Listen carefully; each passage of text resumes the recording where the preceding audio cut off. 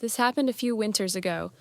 I had just finalized my divorce about 6 months earlier, and to put it lightly, I needed a reset. Christina, my girlfriend at the time, suggested we take a trip somewhere quiet, something different from the chaos I'd been dealing with. We found a rental on a lake in upstate New York, and I'd booked it for a week without much thought. The place was exactly what I was looking for. A modern but cozy house positioned right on the lake, surrounded by woods, with only a handful of other properties scattered along the shoreline. Most of them were empty. It wasn't exactly peak season for lakefront living. I welcomed that, though. I really just wanted to be as far from civilization as possible. The host wasn't going to be there, but he gave us some detailed instructions on where to find the keys, some stuff about the house, all the standard Airbnb stuff. We arrived in the morning, and when we got there was a small package sitting on the front steps waiting for us. There was no return address, just a little handwritten note that said, "Enjoy your stay, make sure to stay warm." That part was kind of cute. But there was something else in the package, a tiny box of matches. We figured it was some kind of welcome gift, a weird one, but harmless enough. Christina laughed and made a joke about how the upstate people have always been a little odd, and that was that.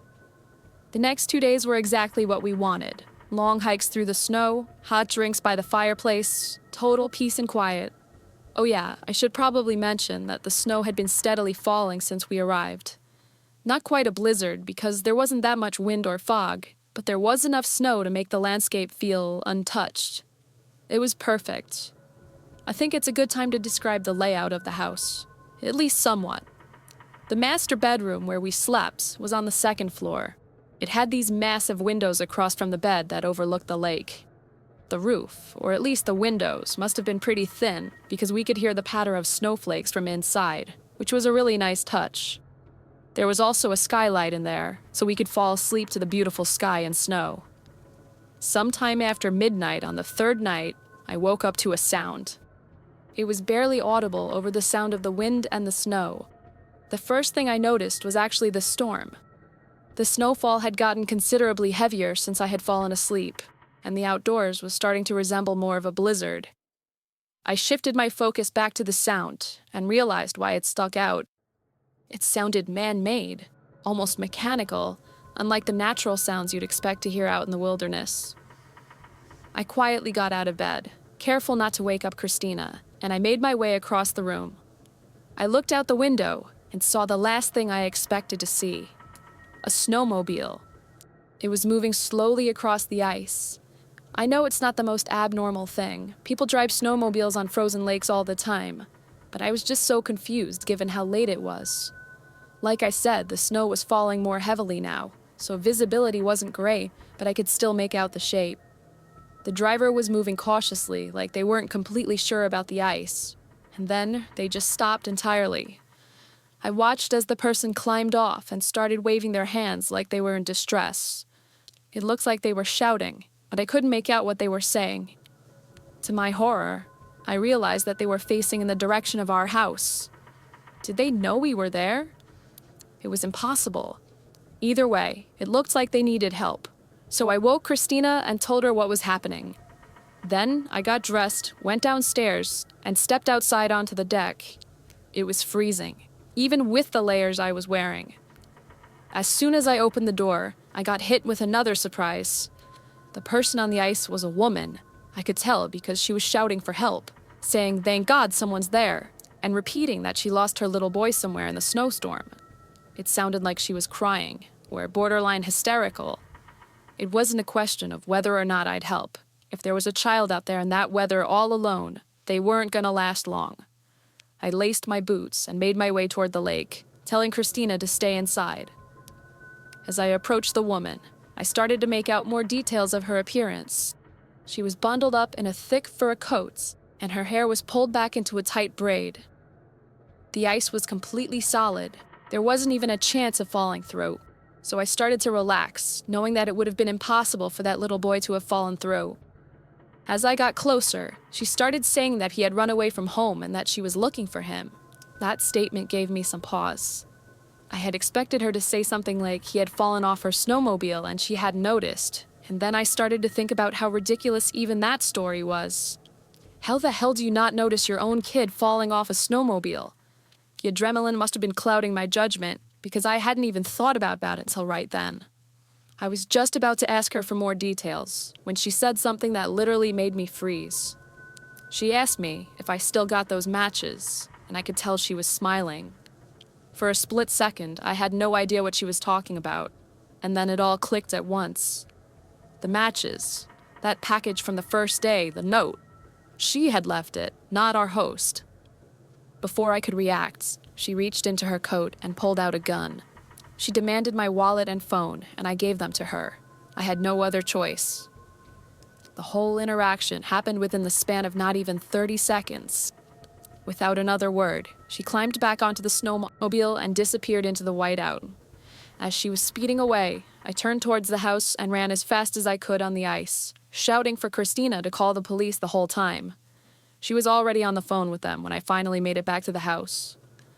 I locked the doors and paced the room, still shaking.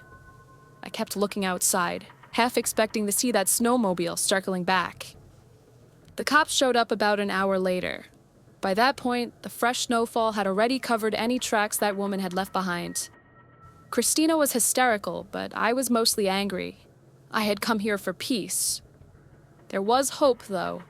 I couldn't think of a reliable way that woman had gotten her snowmobile onto the lake, so I expected the police to at least find the vehicle abandoned somewhere. Unfortunately, I was wrong. The police searched the area and found an old boat ramp on the far side of the lake. Their best guess was that she had come from there. I was furious and insisted they keep looking, but they told me the same thing I already knew. There wasn't much they could do. Even if she left something behind, they'd never find it in all the snow. With Christina's help, I tried tracking my phone, but by that point, it was already offline. The one good thing about the whole ordeal was that the Airbnb host refunded the entire trip. He sounded genuine on the phone and confirmed that he knew nothing about a welcome package, but something about the whole thing didn't sit right with me. How could that woman have possibly known we'd be staying there, and why go to such elaborate lengths just for a simple robbery? I couldn't help but think the host had something to do with it, but I had no proof. I brought it up with Airbnb, but they were about as helpful as you'd expect. I know I've always been a paranoid guy, but for the longest time after that, I couldn't help but feel that my ex-wife had something to do with it. It honestly makes me angry writing about this. I can just imagine her stupid face laughing at my expense. I've since come to terms with how unlikely that possibility is, but the whole thing still doesn't make any sense. Even now, I have no idea why someone would do all of that just for a wallet and phone, unless they were seriously messed up in the head and got some kind of sick pleasure out of it.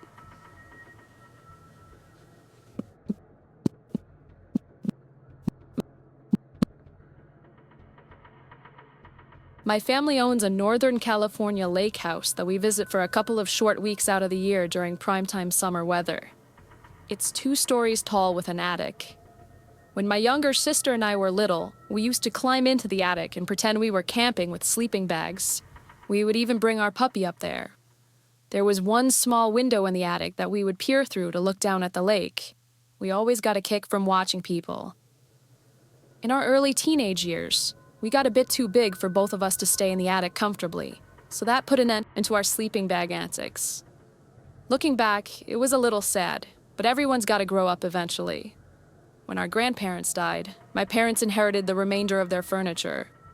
We had some space to fit the bigger furniture pieces, but the attic ended up getting stuffed with the smaller hand-me-down items. My parents didn't really have the heart to get rid of any of it, as it was all they had left with my Nana and Pop. It felt bittersweet putting all of my grandparents' stuff up there, but it felt reassuring knowing that little pieces of their most cherished items were still watching over us in a way. That whole period honestly felt like the ending of my childhood, and I bet my sister would agree.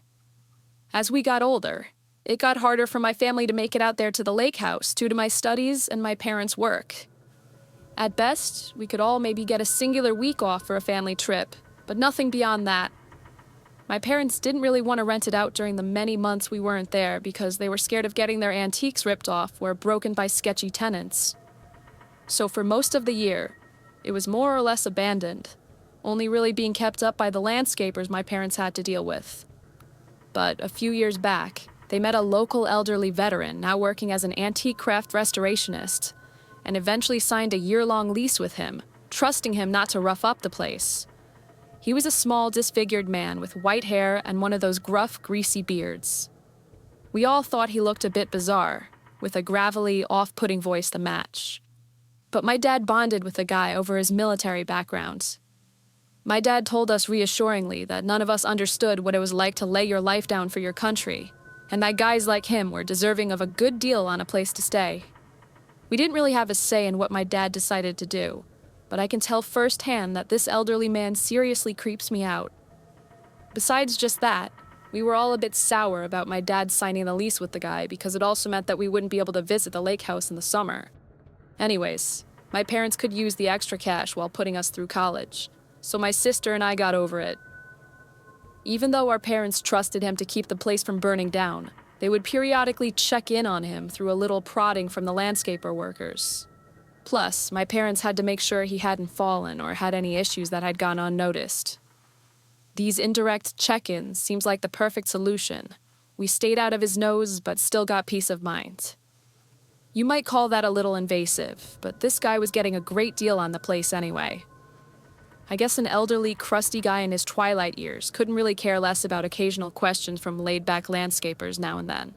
It wasn't like he was going to be able to physically keep the lake house in shape by himself anyway. My dad reasoned that his rent at least covered the maintenance.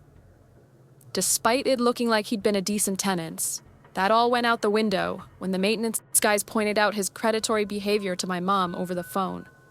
They told my mom that while doing landscaping for the neighbors' yards, they'd often spot him sitting weirdly on the porch, staring at the children by the lake. They said they had caught him doing other things too that I don't really feel comfortable repeating.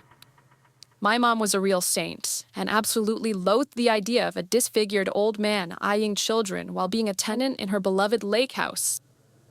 For months, she talked my dad's ear off about it until he couldn't take it any longer. I still remember my mom screaming at him about how irresponsible it was for us to be accommodating a potential predator. My dad finally cracked.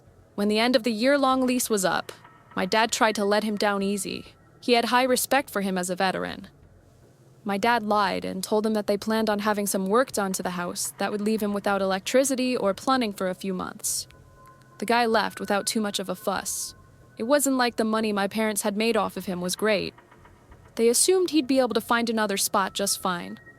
My mom told my dad to stop worrying about him so much. My mom wanted him out of there as quickly as possible, so we even paid the landscaping guys a little extra to help him grab his belongings.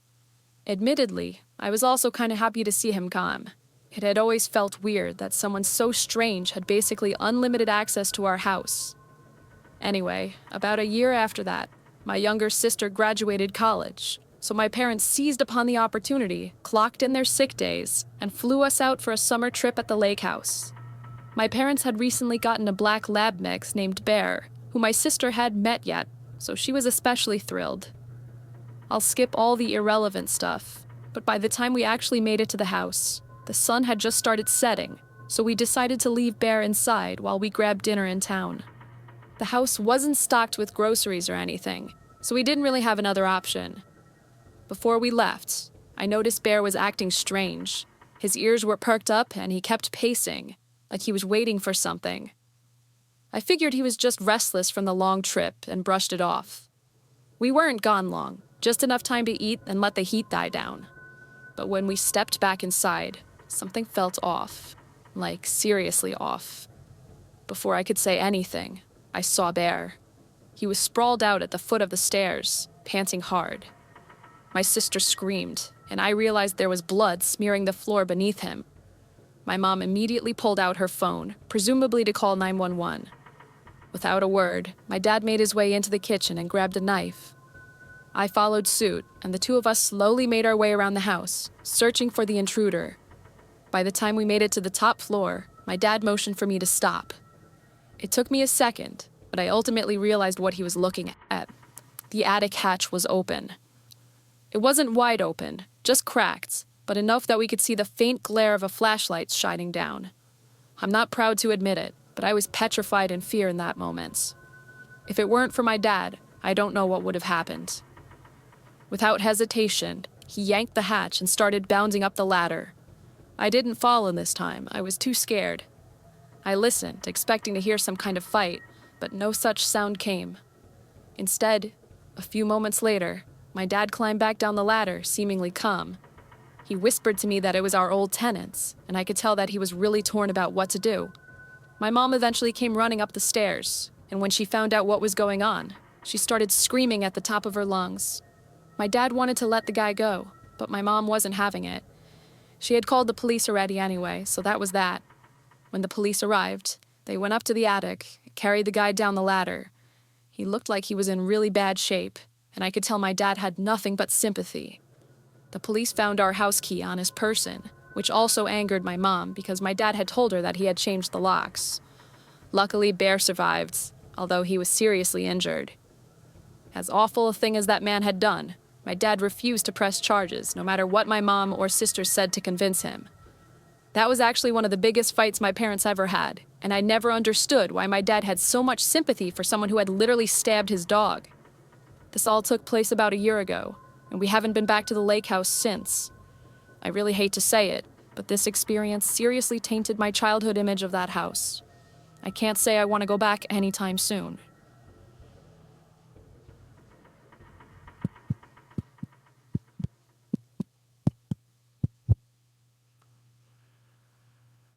This happened last summer.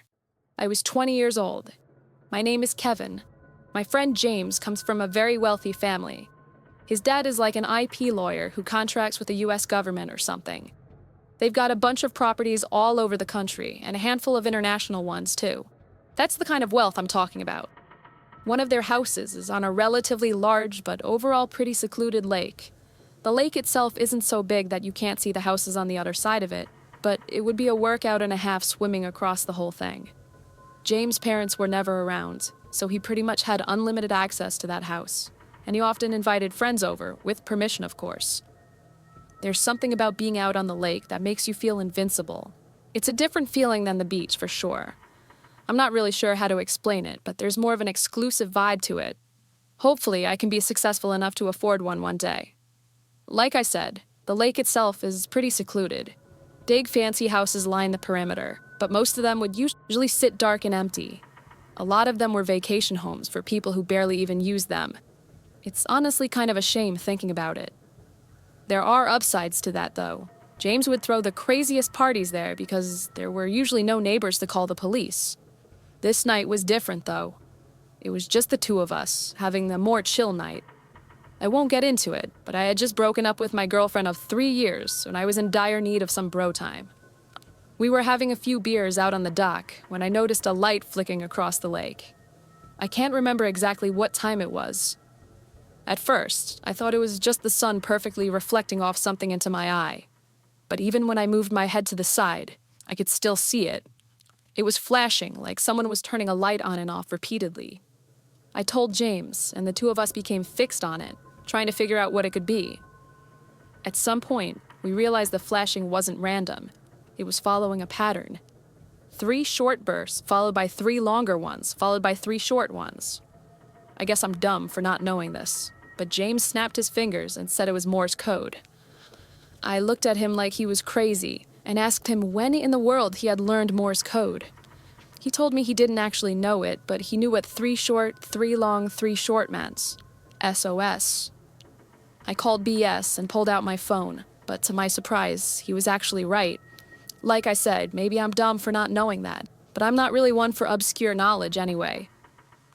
The flashing continued for another minute or so, following that same pattern, before stopping abruptly. The two of us had just been staring at it the whole time. I really didn't know what to think. It could have been a joke, but there was always that chance that someone was actually in trouble. James immediately suggested calling the cops, but I reminded him that we'd been drinking and we weren't legal yet. I was honestly fighting a DUI charge at the time, so the last thing I needed was another run-in with the police. He wasn't thrilled about that answer, and I could tell he was torn about the situation. The two of us couldn't really think of a rational explanation besides a kidnapping or something along those lines. We thought it might have been someone who had fallen and needed help, but that didn't make any sense because they probably would have just called the police. We've always been those adventurous, delinquent type guys, so we decided it was worth checking out ourselves. If it turned out to be serious, we'd call the police then. We went back inside. James' brother had a bunch of switchblades lying around his room. He was kind of a weird kid. So we grabbed a few of them just for peace of mind. James said he was good to drive and that we should drive around the lake to that house. But I told him I really wasn't comfortable with that, for obvious reasons. He joked about my situation, and I laughed it off. If we weren't driving, there was only really one other option. The two of us walked back out to the yard and dragged James' dad's kayak into the water. We were laughing at first, enjoying the adventure of it all, but the further out we got onto the lake, the quieter we got. I think both of us realized how dumb of an idea it was, but neither of us wanted to be the one to spoil the fun. The sun had almost fully set at that point, and it was getting harder to see. It wasn't pitch black or anything. We had light from some of the lake houses to guide us, but it was still a bit unsettling. As we got closer, the house came into view. It was big like the others, but it was obviously not maintained very well. For starters, the dock was half collapsed, literally. Half of it was just sunken into the water. The flashing had also stopped, which was kind of a bad sign, too. We had planned on just tying the kayak to the back, but we obviously couldn't do that anymore, given how unstable it looked. Luckily, the yard wasn't too high up above the water, so we beached the kayak on the yard instead, careful not to slip on the rocks. I felt the adrenaline rush start coming on. I could tell James was feeling the same thing. We looked up toward the house. The light had been coming from the second floor, that much we knew. James was freaking out at that point and insisted that we just leave and call the police. I told him we'd have to kayak all the way back to his house to even do that, as there was no service on the lake and that we need to connect to Wi-Fi. I reminded him that we had explored 1 million abandoned buildings before, and this wasn't too different. He wasn't thrilled with that logic, but agreed anyway. Believe me, I know how dumb this was. Everyone I talk to about this shares that same opinion, but I've never been one to make good decisions, and neither is James. We didn't walk to the front door. That would have been suicide. Instead, we crept around the house until we found a window that was unlocked. The two of us silently slipped inside. The house was empty. Not just abandoned, but empty. Like stripped. There was no furniture and no junk in there either. To be frank, there was no signs that anyone had ever even lived there. The floors and walls were completely bare. We moved cautiously through the rooms, looking for the stairs. There was no one in sight, and all the rooms were just as empty as the first one had been. We finally found the stairs and slowly made our way up. I had made a mental note of where the window was, and we slowly walked down one of the hallways until we got to what I guessed was the room the light had been coming from. I pressed my ear against the door and heard nothing. I glanced over at James. He nodded, and I carefully pushed the door open. The room was empty, with the exception of one thing by the window. I tiptoed over to it and realized what it was. It was one of those old projectors, and it was facing the window. Alarm bells immediately started going off in my head. This was a trap. Someone had set this up deliberately. James must have realized the same thing, because I just heard him start sprinting back the way we had came, not even trying to be quiet. I turned without another thought and followed him. As we were running down the stairs, I heard a door, presumably a closet door, swing open from the room I had just been in, followed by rapid thumping sounds. We bolted down the stairs and back through the house for that first window. James jumped through, and I was next. As I was climbing through, I heard those footsteps from behind me again, bounding down the stairs. I didn't even look. I just made it through the window and ran to catch up with James, who was already down by the lake's edge. As I was running to catch up to him, I heard him curse, and I quickly realized why. The kayak was gone. I turned, and from the side of the house, there was a person running toward us. I could barely process what I was seeing. He was fast. I couldn't get a good look at him, but he was big, definitely an adult. I pulled out my switchblade, ready to defend myself. I expected James to do the same, but instead, he turned and jumped straight into the lake. Sneakers, hoodie, everything. I didn't even think, I just followed. The water was freezing, but I didn't care. I swam as fast as I could, trying to fight the burning sensation in my arms and legs. We swam toward the light from James' house, which looked like it was miles away. The swim felt endless, but on pure adrenaline, we made it. By the time we dragged ourselves onto James' dock, I thought I had hypothermia. I don't think I've ever been that cold in my life. We ran straight inside, locked every door, and called the police. It took them almost an hour to show up. It was honestly kind of outrageous. When they finally did, they went straight across the lake to investigate. They were over there for a while, but when they came back, they told us exactly what I expected to hear. But there was no one. They confirmed this house had been abandoned for years. No signs of recent occupancy, no footprints, no gear, no personal belongings, nothing. Just an empty house. They weren't happy with us. They gave us the whole "why didn't you call first" speech. James's parents were even more pissed when they found out. Let's just say I wasn't invited back to the lake house after that. James told me his parents were threatening to sue the town for allowing something like that to happen, and the police for refusing to investigate further. As for me, I still don't know what happened that night. I don't know who was in that house, or why they set that trap, or what they planned to do if we hadn't run. I don't think I want to. Most of my friends agree that it was a trap, and think that whoever was planning the whole thing got cold feet until the last minute. I really don't want to think about what would have happened if they had gone through with whatever they were planning on doing.